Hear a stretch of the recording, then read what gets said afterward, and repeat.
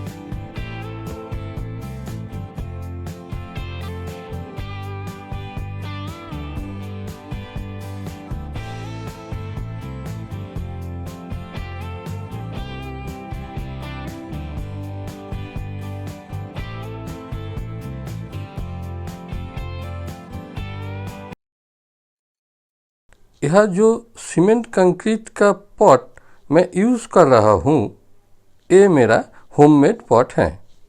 ऐसा और भी स्टाइल का पॉट मेकिंग वीडियो मेरे चैनल में है, आप अगर चाहे तो देख सकते हैं।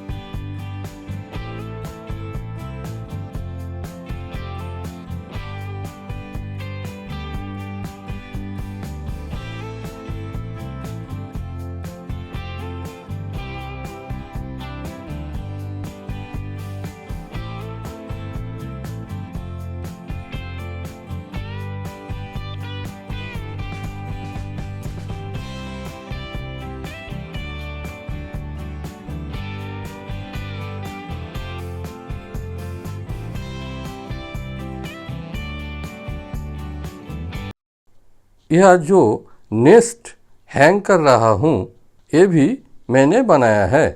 इसका भी मेकिंग वीडियो मेरा चैनल में है, वो भी आप देख सकते हैं।